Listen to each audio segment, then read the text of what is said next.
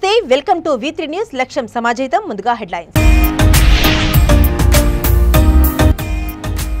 కాంగ్రెస్ అంటే కష్టాలు అంధకారం కరెంట్ కోతలు ఎల్బీనగర్ బీఆర్ఎస్ పార్టీ కార్యకర్తల సమావేశంలో మంత్రి కేటీఆర్ సెటైర్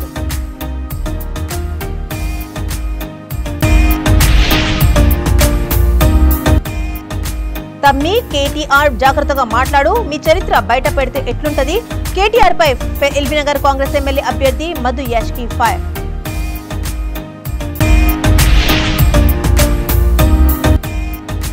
అసమర్థులకే నర్సాపూర్ కాంగ్రెస్ టికెట్ ఇచ్చారు పెట్రోల్ పోసుకొని ఆందోళన వ్యక్తం చేసిన కాంగ్రెస్ పార్టీ కార్యకర్తలు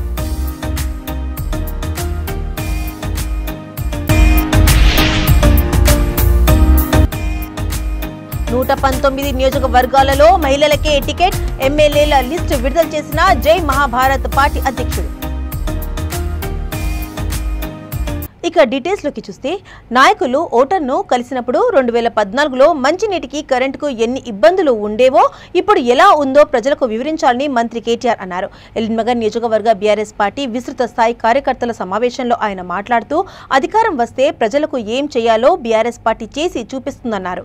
2014కు ముందు ఇన్వర్టర్లు లేని జిరాక్స్ షాపులు జ్యూస్ సెంటర్లు ఉండేవి.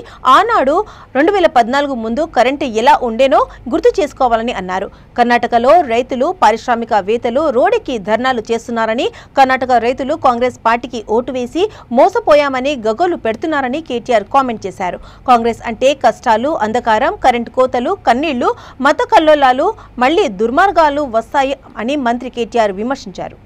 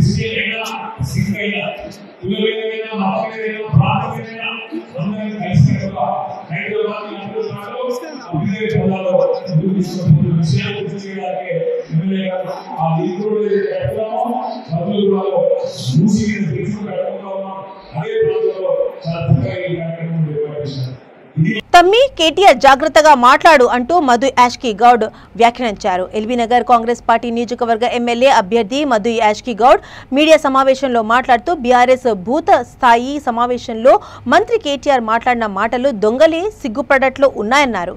2 సార్లు కాంగ్రెస్లో ఎమ్మెల్యేగా గెలిచిన సుధీర్ రెడ్డి అంగట్లో అమ్ముడుపోయిన వ్యక్తి వేదాలు వల్లిస్తున్నట్లుందని ఆయన విమర్శించారు. మెదక్లో పుట్టిన కేసీఆర్ మహబూబ్ నగర్లో ఎంపీగా ఎలా పోటీ చేశాడో కేటీఆర్ తెలుసుకోవాలని మధు యాష్కి ప్రశ్నించారు. మీ చరిత్ర బయట పెడితే ఎలా ఉంటుందో ఒక్కసారి ఊహించుకోండని మండిపడ్డారు. బతుకమ్మ పేరుతో బతికిన కవిత ఢిల్లీ లిక్కర్ కేసులో ఇరుక్కుందని ఆరోపించారు. తెలంగాణ బిల్లును పార్లమెంట్లో పాస్ చేయించిన వ్యక్తిని నేనేనని కల్వకుంట్ల కుటుంబం అధికార అహంకారంతో వీరవీగుతున్నారని మధు యాష్కి గౌడ్ ఆగ్రహం వ్యక్తం చేశారు.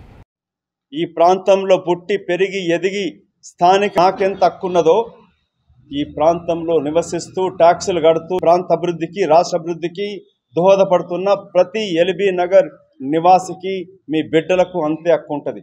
నా బిడ్డలకు ఎంత హక్కు ఉంటుందో మీ బిడ్డలకు అంతే హక్కు ఉంటుంది.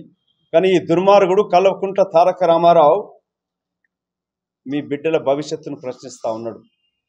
రేపు మీరు సెటిలర్ అంటాడు, ఇక్కడ నివసిస్తలేరు అంటాడు, మీ బిడ్డలకు స్థానికంగా ఉద్యోగాలు రావద్దంటాడు, మీ బిడ్డలు రాజకీయంగా పాల్గొనొద్దంటాడు. మన ఆత్మ గౌరవం పైన దెబ్బ కొడుతున్న ఈ కల్వకుంట్ల కుటుంబం దుర్మార్గ పరిపాలనకు వ్యతిరేకంగా పోరాటం చేయాల్సిన అవసరం వచ్చింది. ఇవాళ త్యాగాలతో ఏర్పడ్డ ఈ తెలంగాణ రాష్ట్రం భౌగోళికంగా విడిపోయినాము, అన్నదమ్ములాగా కలిసి ఉండాలని చెప్పినాం. తమ జిహెచ్ఎంసీలో ఓట్లు కావాల్సి వచ్చినప్పుడేమో ఆంధ్ర ప్రజలను హక్కును చేర్చుకుంటారని మాట్లాడతారు. ఇవాళ కల్వకుంట్ల కవిత గారు జాగృతి పేరు పైన 800 కోట్ల పైన స్కిల్ డెవలప్మెంట్ ద్వారా ట్రైనింగ్ లేకుండా డబ్బులు కాజేస్తే అప్పుడున్న బీజేపీ మంత్రి రాజీవ్ ప్రతాప్ రూడి మంత్రివర్గం పోయినది. నీ చెల్లెలు జాగృతి పైన కోట్లు గడిస్తే ఒక ముఖ్యమంత్రిగా సమైక్య ఆంధ్రప్రదేశ్ హైదరాబాద్ నగరాన్ని అభివృద్ధి చేసిన వ్యక్తి, విజన్ 2020 అంటూ ఈ ప్రాంతాన్ని అభివృద్ధి చేసిన వ్యక్తి, రాజకీయ భేదాభిప్రాయం ఉండొచ్చు కానీ ఒక ముఖ్యమంత్రిగా తీసుకున్న నిర్ణయాన్ని పైసా ఆదాయం కూడా లేకుండా ఉన్నప్పుడు నెలల తరబడి జైల్లో పెట్టిన చంద్రబాబు నాయుడు గారి గురించి నువ్వు మాట్లాడిన తీరు, నీ పీట గదిల వరకేమో మీ అయ్యి అంటున్నాడు, తెలుగుదేశం అంటే మాకు అత్యంత గౌరవం, ఎన్టీ రామారావు గారు అంటే గౌరవం. ఒక సన్యాసి ఎన్టీ రామారావు గారు పేరు పెట్టుకొని దోచుకుంటూ దాచుకుంటున్నావు. తెలంగాణ రాకముందు జనం మనం, తెలంగాణ వచ్చినాక ధనం మనం అంటూ ప్రైవేట్ విమానాల్లో తిరుగుతూ విహారయాత్రలు చేస్తూ అన్నదమ్ములుగా బతికే ఈ ప్రాంతంలో ఉన్న ఆంధ్ర ప్రాంత ప్రజలని నేను ఎప్పుడు కూడా సెటిల్ అనే పదం వాడను. నివసిస్తున్న ప్రతి పౌరుడు ఏ ప్రాంతం నుంచైనా కావచ్చు, వారందరికీ కూడా సమాన హక్కులే ఉంటాయి. అటువంటి వాళ్ళపైన, ఆంధ్ర ప్రాంతం నుంచి పైన నువ్వు రాజకీయంగా మాట్లాడిన నీ తీరు, ఒళ్ళు బలిసే కండకావరం ఎక్కి మాట్లాడిన తీరు, మరి క్షమాపణలు చెప్పి సవరించుకునే ప్రయత్నం ఓట్ల కొరకు చేస్తూ ఉన్నారు. చంద్రబాబు నాయుడు గారి పైన జరిగిన అరెస్ట్ పైన ఒక న్యాయవాదిగా ప్రశ్నిస్తా ఉన్నాం. కాంగ్రెస్ టికెట్ నిజమైన అభ్యర్థికి ఇవ్వకుండా అసమర్థులకు ఇచ్చారని నర్సాపూర్ కాంగ్రెస్ కార్యకర్తలు ఆందోళన వ్యక్తం చేశారు. పెట్రోల్ పోసుకుని వారు నిరసన వ్యక్తం చేశారు. నర్సాపూర్ ఓటర్లకు 2-3 వేలు ఇచ్చి ప్రచారం చేసుకున్న అసమర్థ వ్యక్తికి టికెట్ ఇచ్చారని, ఆ టికెట్ను మార్చాలని వారు గాంధీ భవన్లో ఆందోళనకు దిగారు. మెదక్ జిల్లా నర్సాపూర్ టికెట్ను బీఆర్ఎస్ నుండి వచ్చిన కొత్త వ్యక్తికి ఇచ్చారని, ఆ టికెట్ బీసీకే ఇవ్వాలని డిమాండ్ చేశారు. ఇప్పుడు కేటాయించిన వ్యక్తికి టికెట్ రద్దు చేయకుంటే నర్సాపూర్ కాంగ్రెస్ కార్యకర్తలందరూ కలిసి ముక్కుముడిగా రాజీనామా చేస్తామని కాంగ్రెస్ కార్యకర్తలు హెచ్చరించారు.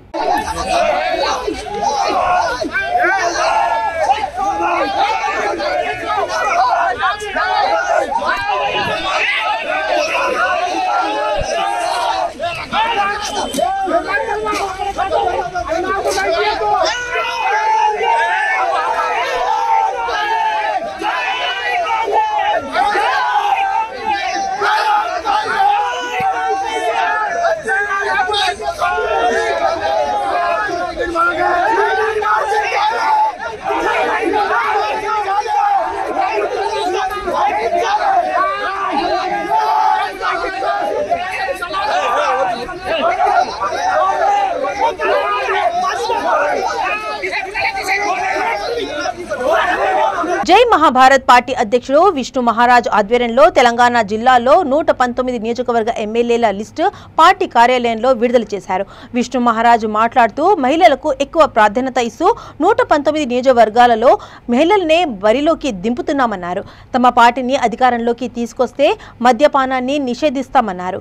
1,50,00,000 మంది మహిళలకు 200 గజాల భూమిని భూలక్ష్మి పథకం ద్వారా ఇస్తామన్నారు. పావలా వడ్డీకే ₹1,00,000 వరకు రుణాలు తీసుకునే వసతి కూడా కల్పిస్తామని హామీ ఇచ్చారు. కుల మతాలకు అతీతంగా ఉచిత విద్య, ఉచిత వైద్యం అందిస్తామని, చదువు రాని మహిళలకు ప్రభుత్వ ఉద్యోగాలు కల్పిస్తామని విష్ణు మహారాజ్ తెలిపారు. జై మహాభారత్ పార్టీ తెలంగాణ ఎన్నికల్లో మొత్తం 119 సీట్లు పోటీ చేయబోతుంది. మొత్తం 119 స్థానాల్లో జై మహాభారత్ పార్టీ మహిళా అభ్యర్థులనే పోటీకి దించబోతుంది. జై మహాభారత్ పార్టీ తెలంగాణ ఎన్నికల్లో మొత్తం 119 సీట్లు పోటీ చేయబోతుంది. మొత్తం 119 స్థానాల్లో జై మహాభారత్ పార్టీ మహిళా అభ్యర్థులనే పోటీకి దించబోతుంది.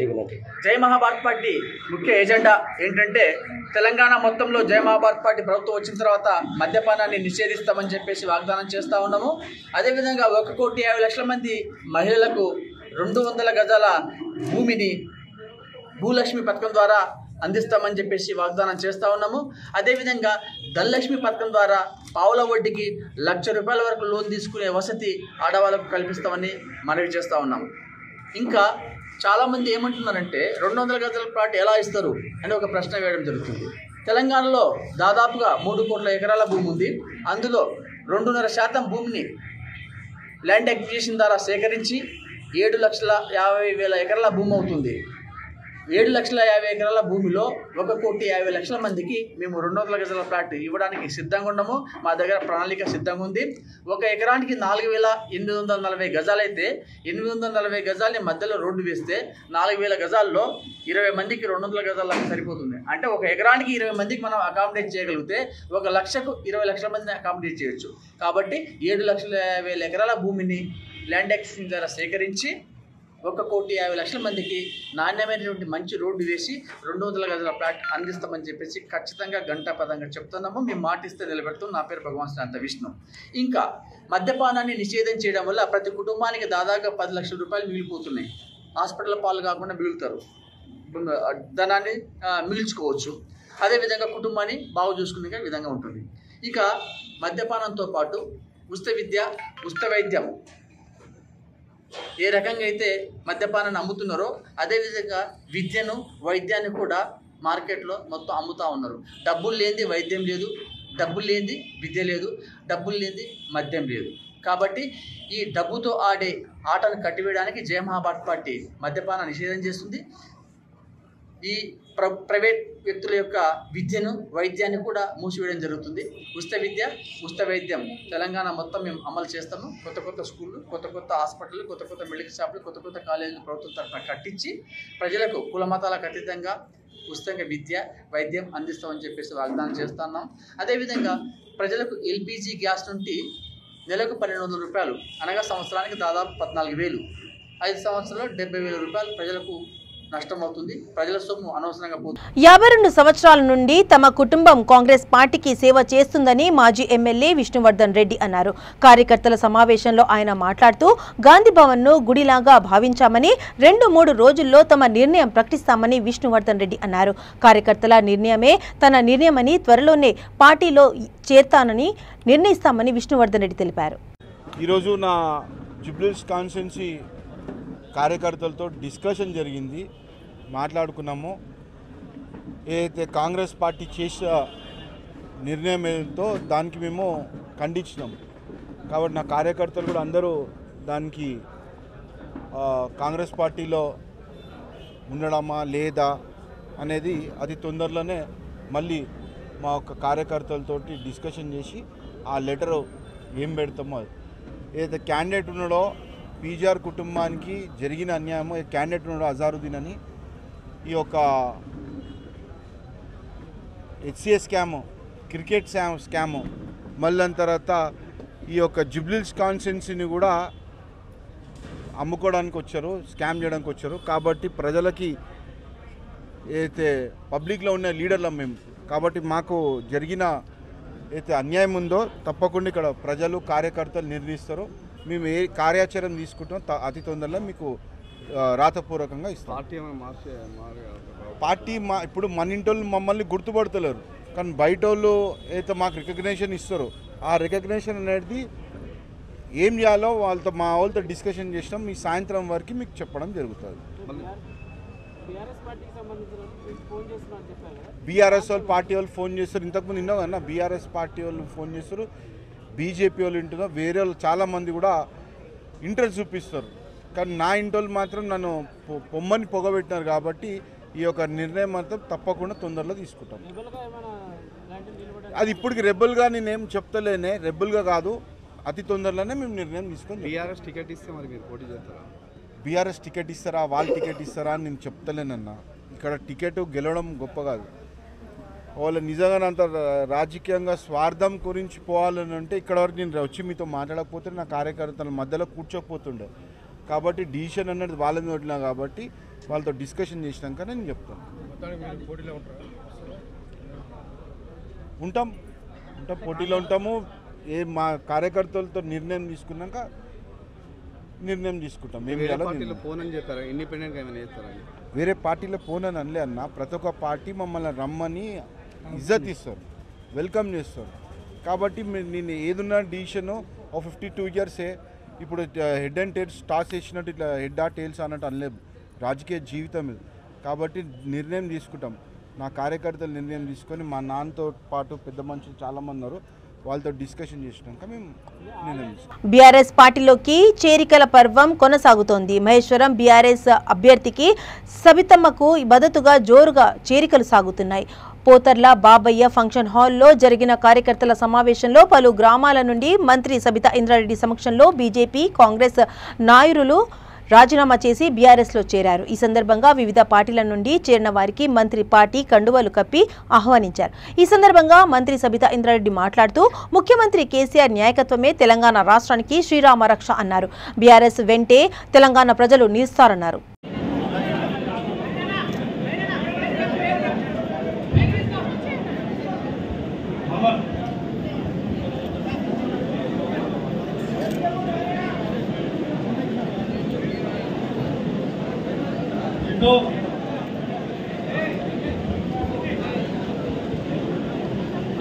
మహేష్, నరసింహరావు,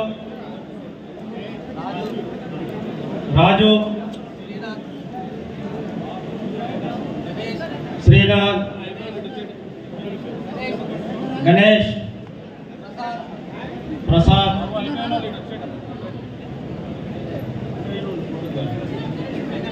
మేఘనాథ్, మహేష్.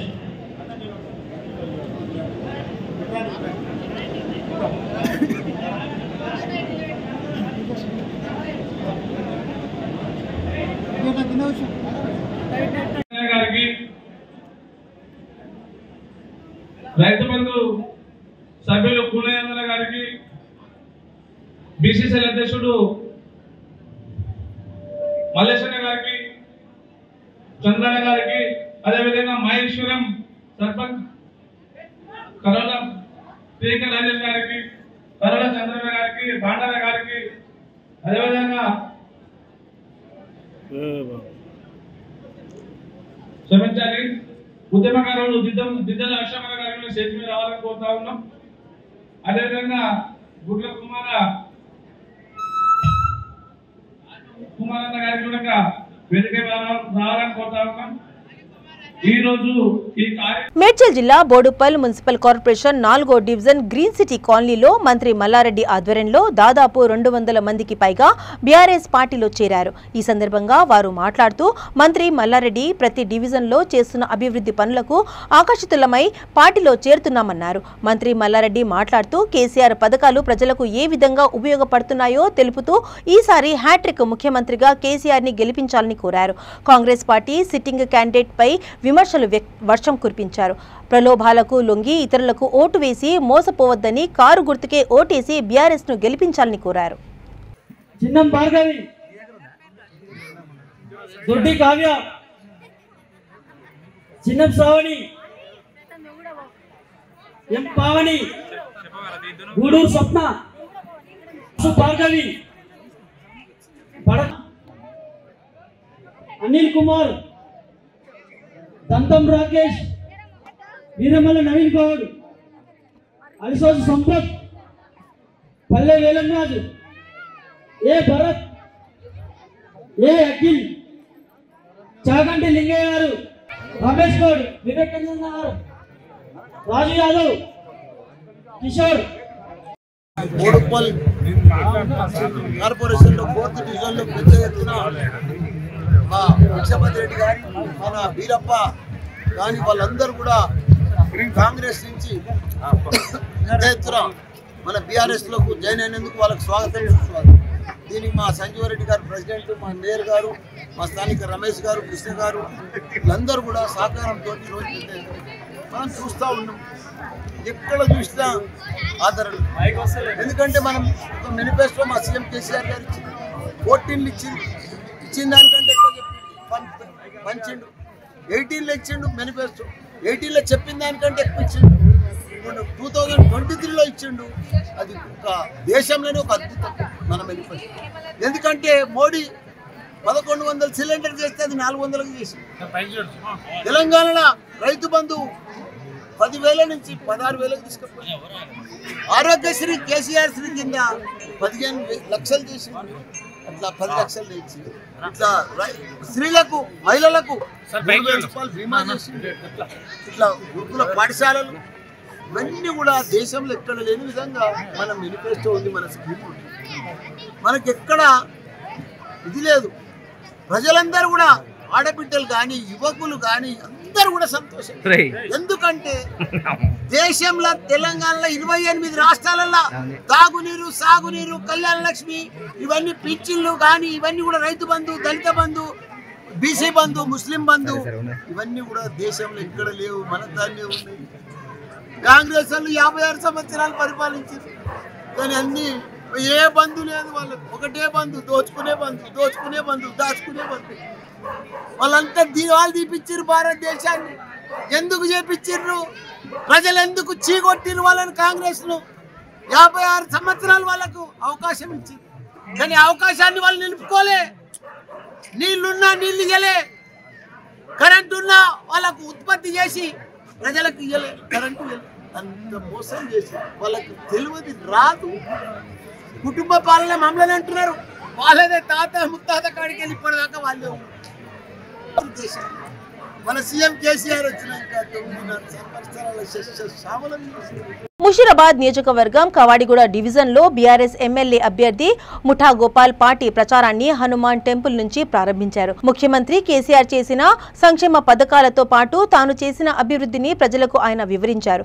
ప్రచారంలో ముగ్గుబస్తీ మల్లయ్య హోటల్, ఉన్నికుంట భవానీ నగర్లో మహిళలు, కాలనీ వాసులు ముందుకొచ్చి ముఠా గోపాల్కి హారతిస్తూ స్వాగతం పలికారు. గారిని గెలిపియండి, కేసీఆర్ గారిని గెలిపియండి, మీకు అన్ని మంచి జరుగుతాయి. ఓకే,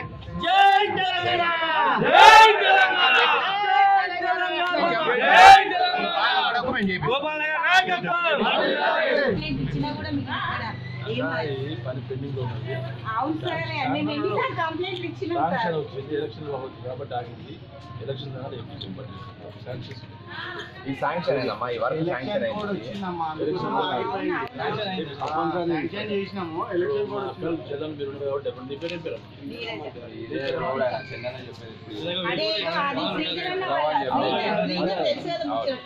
వాళ్ళ ఫ్రెండ్ వాళ్ళ మిసెస్ అందుకని చెప్తున్నాం సార్.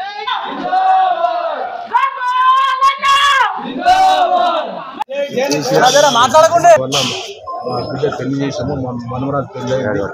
మరి ఈనాడు మరి కేసీఆర్ గారు మరి పెద్ద ఎత్తున మరి పేద ప్రజలకు ప్లాన్ చేస్తున్నారు.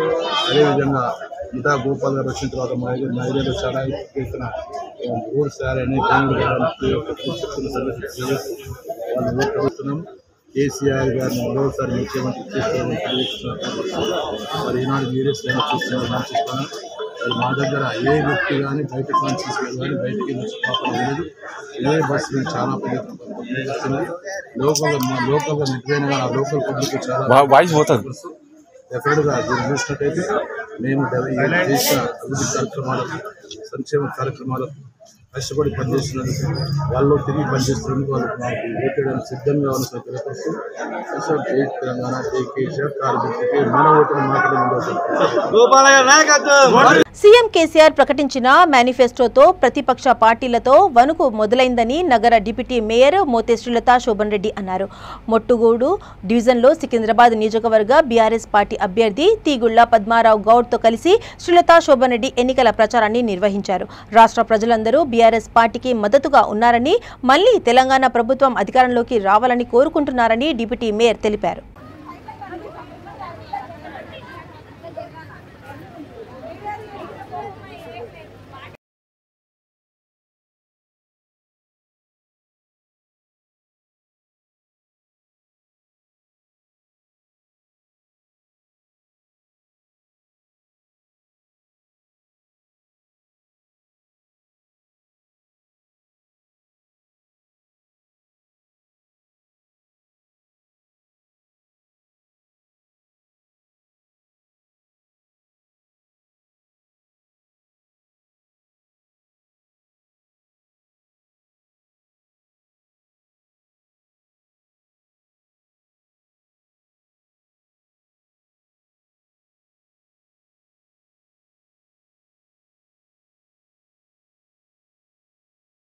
మహేశ్వరం అసెంబ్లీ అభ్యర్థిత్వంపై కాంగ్రెస్ పార్టీ అధిష్టానం పునరాలోచన చేయాలని దేశా భాస్కర్ రెడ్డి కోరారు.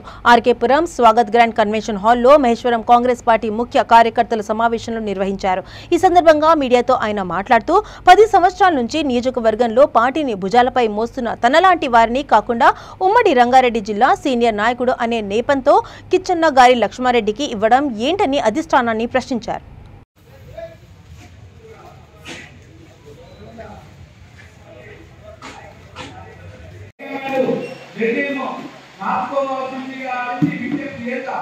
కానీ మన మాత్రం కుటుంబ సభ్యులుగా కాంగ్రెస్ పార్టీ అభిమానులుగా రేపు కాంగ్రెస్ పార్టీ అధికారంలో వస్తుంది కాబట్టి మనం ఎక్కడ కూడా దయచేసి కంట్రోల్ లేకుండా మనం ఐకమ్యానికి గట్టిగా వ్యక్తించాలని గట్టిగా నిర్ణయం తీసుకొని వారికి సంకేతం పడతాం. మనసు మార్చుకొని ఏదైనా అవకాశం వస్తే మళ్ళా నియోజకవర్గంలో అన్నది అవకాశం వస్తుంది కాబట్టి మనం అందరూ సమస్య నిర్ణయం తీసుకొని బులెటిన్స్ ముగించే ముందు హెడ్లైన్స్ మరోసారి. కాంగ్రెస్ అంటే కష్టాలు, అంధకారం, కరెంటు కోతలు. ఎల్బీనగర్ బీఆర్ఎస్ పార్టీ కార్యకర్తల సమావేశంలో మంత్రి కేటీఆర్ సెటైర్లు.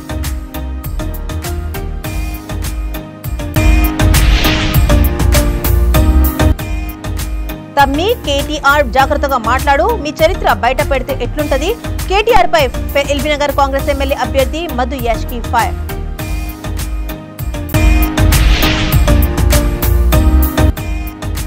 అసమర్థులకే నర్సాపూర్ కాంగ్రెస్ టికెట్ ఇచ్చారు. పెట్రోల్ పోసుకొని ఆందోళన వ్యక్తం చేసిన కాంగ్రెస్ పార్టీ కార్యకర్తలు.